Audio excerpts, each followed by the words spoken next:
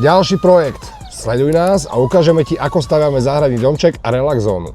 Zatiaľ to vyzerá takto. Konštrukciu máme osadenú na zemných vrútoch a samozrejme je urobená z KVH-čiek. Podlahu máme za OSB-čkovanú a sme pripravení na stavbu záhradného domčeka.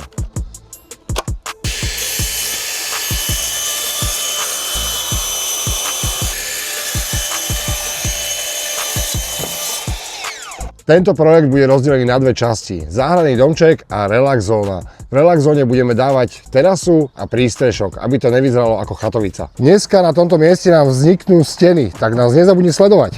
Pred stavbou slopikovej konštrukcie sme si spod a vrch pekne narysovali, kde budú stojky, aby sme vedeli pokračovať a bolo to super. Takže 2,40 potrebujeme. 1, 2, 3, 6 kusov. 2,40. To je spodok. No. Takto, no. Drevo berieme vždycky z drevoma.sk, preto ho máme také pekné a keby si chcel niečo ušetriť, využij zľavový kód Ružička 5. Tak, aha. Štítovú stenu máme hotovo, poď sa pozrieť, ako ju zdvíhame. A keďže máme šikovného kolegu, tak našu stenu, keď ju postavíme, si ju týmto prichytíme. Je to taká domáco vyrobená žirafa. Našu žirafu si takto pekne pripravím.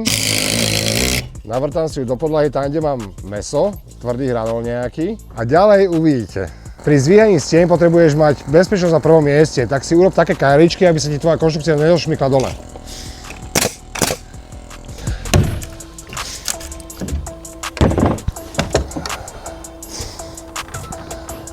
Ak máme steny vyrovnané a zavetrené, prichádzajú na rad krokvy, ktoré teraz momentálne chalani osádzajú. Momentálne pripravujeme bočné steny, aby sme mohli ísť na obed.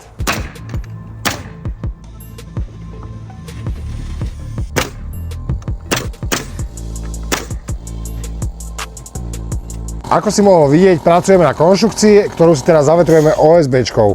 Tak pre ďalšie videá nezabudni nás sledovať, aby si videl finálny výsledok.